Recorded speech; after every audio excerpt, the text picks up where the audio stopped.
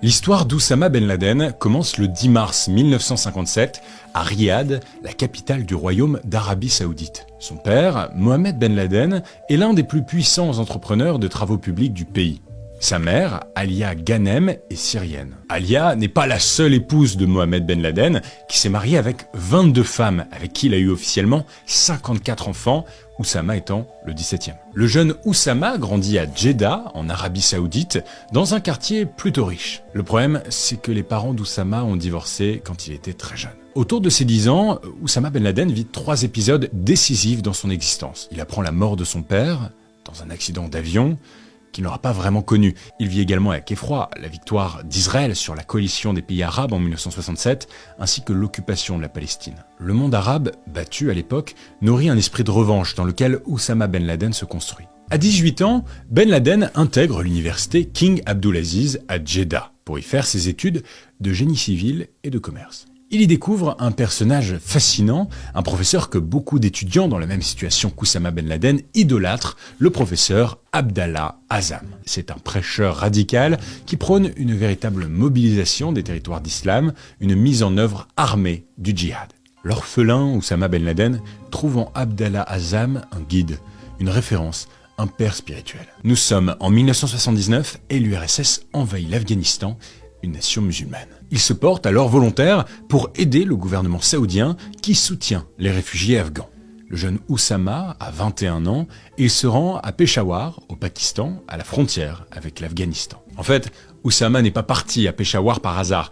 Il a rejoint son professeur Abdallah Azzam, qui a saisi l'occasion pour fédérer autour de ses idées. Oussama Ben Laden et Abdallah Azzam organisent progressivement la vie de tous les combattants étrangers venus du monde arabe, d'Afrique du Nord et d'Europe, ceux qu'on appelle les Moudjahidines. Ainsi, entre 1980 et 1983, Ben Laden, qui fait des allers-retours entre Peshawar et l'Arabie Saoudite, finance la formation des Moudjahidines. En 1984, il passe à l'action. Pendant toute l'année 1984, Oussama Ben Laden participe donc au combat aux côtés de tous les Moudjahidines contre les soviétiques. Il marque les esprits, non pas par sa qualité de combattant, mais par sa grande taille et son absence de peur. Malgré tout, on ne le prend pas vraiment au sérieux comme soldat. La guerre d'Afghanistan se déroule entre 1979 et 1989. L'Amérique, représentée par la CIA, soutient les Moudjahidines. La CIA, de son côté, affirme avoir soutenu et organisé le mouvement des Moudjahidines par des entraînements et de l'armement, mais en revanche, elle dément avoir directement aidé Oussama Ben Laden. Au début de l'année 1987, Oussama Ben Laden utilise sa fortune pour ouvrir son propre camp de formation des Moudjahidines. Il a d'ailleurs déjà choisi un lieu pour son centre d'encadrement, les montagnes de Djadji. Nous sommes en avril 1987 et l'armée soviétique atteint les montagnes de Djadji. Les combattants du djihad s'en doutaient, ce point est stratégique. L'URSS envoie l'artillerie lourde, soldats, hélicoptères, bombardements. Les Moudjahidines tirent sans relâche, prêts à mourir pour leur cause. Après 39 jours de combat, l'URSS perd la bataille de Djadji. Il apparaît alors comme un guerrier, une icône du combat. Les hommes formés à Al-Masada, les plus proches d'Oussama Ben Laden, commence alors à nourrir une nouvelle envie, fédérer le djihad du monde entier, l'élève à dépasser le maître. Le nouveau visage du djihad s'appelle désormais Oussama Ben Laden. Ayman al-Zawahiri, un frère musulman originaire d'Égypte, réfugié à Peshawar. Assez vite, les idées d'Ayman séduisent Oussama. Il lui expose une nouvelle vision du djihad. Al-Zawahiri affirme qu'il faut désormais passer à l'offensive, à la conquête. We believed in our religion, both as an ideology and practice, and hence we tried our best to establish this Islamic State and Islamic society. Oussama est en train de changer. Il se radicalise davantage et s'aligne sur les idées d'Al-Zawahiri. Oussama Ben Laden prône la guerre, la revanche partout où elle sera nécessaire. ولا سبيل لإعلاء راية الجهاد ولإعلاء راية الإسلام أفضل وأسرع وأمكن من سبيل الجهاد. En août 1988, Oussama Ben Laden fonde Al-Qaïda, comprenez la base en français. Aidé notamment par Ayman al-Zawahiri et Abdallah Azzam. Ben Laden est définitivement passé d'un mouvement de défense des Afghans contre les soviétiques à une organisation internationale destinée à administrer le djihad partout dans le monde. En 1990, Oussama Ben Laden rentre en Arabie Saoudite après que les derniers chars soviétiques ont définitivement quitté le territoire afghan. il est accueilli en héros. En 1991, l'Irak de Saddam Hussein envahit le Koweït, c'est le début de la guerre du Golfe. Les dirigeants saoudiens prennent la défense du Koweït et réclament assez vite le soutien du Conseil de sécurité de l'ONU, et plus précisément des Américains. Ben Laden est très opposé à l'idée, il propose au gouvernement saoudien d'envoyer des moudjahidines, ses propres soldats, pour défendre le Koweït. Mais sa proposition est refusée. Les 535 000 Américains, accompagnés d'une coalition, débarquent au Koweït pour le libérer. De son côté, Ben Laden vit cela comme une véritable invasion. Amer depuis cet épisode, il rompt les liens avec la monarchie saoudienne. Pire, il s'y oppose. Ben Laden les traite de tyrans. Cette rupture avec le gouvernement de son pays d'origine marque encore un nouveau virage. Oussama Ben Laden affirme que ce choix lui permet de devenir pleinement un guerrier pan-islamique. Ben Laden saute dans un jet privé, direction le Soudan en 1992. Il délocalise Al-Qaïda au Soudan. Il sait que les plus fidèles le suivront. Évidemment, ce choix n'est pas un hasard. Il s'entend bien avec le pouvoir soudanais, qui soutient les actions des moudjahidines. Il continue de développer Al-Qaïda en recrutant et en formant de nouveaux soldats. La figure d'Oussama Ben Laden divise dans le monde islamiste. Par exemple, en 1994, un groupe d'hommes armés de Kalachnikov se rend dans sa maison à Khartoum pour l'assassiner. Mais il trouve une maison vide, Ben Laden était en déplacement.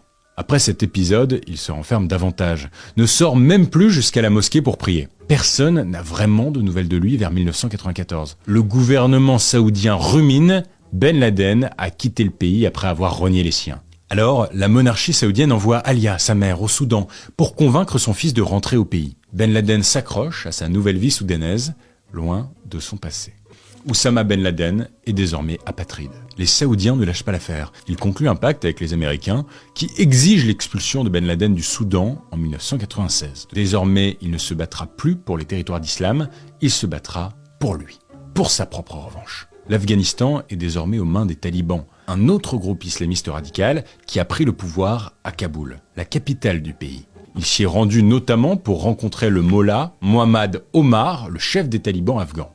Il lui assure que le gouvernement taliban lui souhaite la bienvenue en Afghanistan.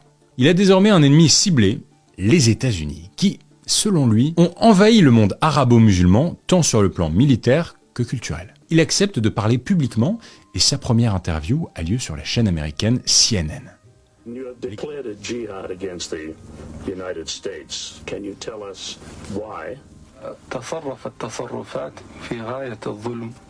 The US government has committed acts that are extremely unjust, hideous, and criminal through its support of the Israeli occupation of Palestine.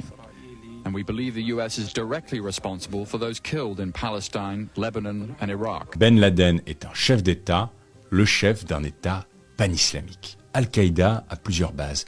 Il y en a une en particulier dans laquelle on forme une poignée de djihadistes triés sur le volet à la science des armes chimiques et des explosifs. Cette base, c'est le camp de Tora Bora, dans les montagnes afghanes. Pris dans ses idées meurtrières, Oussama Ben Laden passe des paroles aux actes. En 1998, il développe au sein d'Al-Qaïda une unité kamikaze. Il rencontre notamment Khaled Sheikh Mohammed, islamiste pakistanais.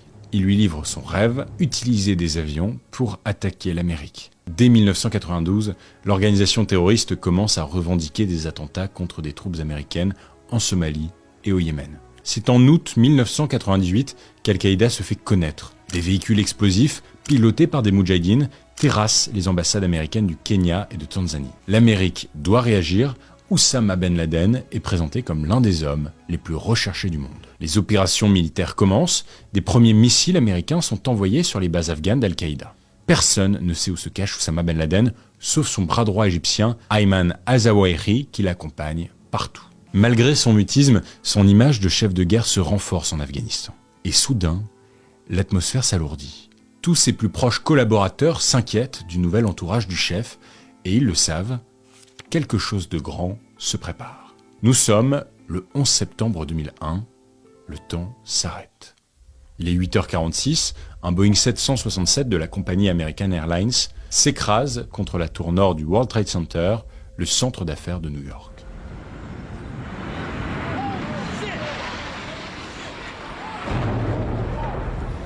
Au même moment, le président américain George W. Bush donne une interview dans une classe d'enfants en Floride. Un conseiller vient lui chuchoter la nouvelle. À 9h03, dans la cohue, un second avion du même modèle vient percuter la tour sud. le cauchemar n'est pas fini. À 9h37, un troisième avion, un Boeing 757, s'écrase à Washington. Sur la façade ouest du Pentagone, il y a aussi eu un quatrième avion qui devait s'écraser à Washington, mais suite à un soulèvement des passagers, les terroristes ne sont pas parvenus à leur but, ils s'écrasent en Pennsylvanie sans faire de survivants. En Afghanistan, la scène est diffusée en direct sur la seule chaîne de télé conservée par les talibans. Les Moudjahidines célèbrent la figure de Ben Laden, celui qui a rendu coup pour coup. Le Mollah Omar, chef des talibans afghans, refuse de livrer Ben Laden aux mains des Américains. Les troupes américaines interviennent en Afghanistan. Cette fois, sa tête est mise à prix pour 25 millions de dollars. Oussama Ben Laden est déclaré ennemi public numéro 1. Les forces américaines s'y rendent, bombardent les bases, mais sans succès. Ils refusent d'envoyer des soldats au sol. Pendant 5 ans, les Américains perdent la trace de l'homme le plus recherché de la planète. En avril 2011, les forces spéciales américaines reçoivent l'information exacte du lieu où se cache Oussama Ben Laden. Les forces spéciales entrent brusquement dans la maison, tombent nez à nez dans l'escalier avec l'un des fils du terroriste d'une vingtaine d'années, qu'ils exécutent sur le champ. Les voilà à l'étage. Ils le trouvent ici. Après tant d'années de recherche, il est à 1,2 m, tenant sa femme par les épaules devant lui. Robert O'Neill, membre des SEAL, les forces spéciales de la marine américaine, exécute le chef d'Al-Qaïda de 2 balles dans la tête. L'événement est célébré comme une victoire historique aux États-Unis. Dans le monde arabo-musulman, certaines réactions sont partagées. On peut évoquer ici celle du chef du mouvement islamiste palestinien, le Hamas, à Gaza. Si cette nouvelle est vraie, nous pensons qu'il s'agit de la poursuite de la politique d'oppression américaine, fondée sur l'effusion du sang des Arabes et des musulmans. Pour l'organisation Al-Qaïda, la mort d'Oussama Ben Laden, son chef emblématique, marque un véritable coup de frein. C'est le numéro 2 de l'organisation qui reprend la main, le mentor de Ben Laden, Ayman al-Zawahiri, mais il ne crée pas la même fascination que le saoudien. Malgré cela, l'organisation terroriste perdure après 2011, notamment en menant des attentats en Syrie, nouveau secteur du terrorisme international, dont l'organisation est assurée par l'État islamique Daesh. L'histoire d'Oussama Ben Laden, c'est donc celle d'un héritier d'une puissante et richissime famille saoudienne qui a progressivement sombré dans les profondeurs du rigorisme religieux, du djihad armé, puis du terrorisme. C'est l'histoire d'un homme dont le combat s'est transformé en revanche personnelle, que tous ses amis les plus proches, les plus fidèles, ont vu sombrer dans une démesure meurtrière. C'était l'histoire d'Oussama Ben Laden.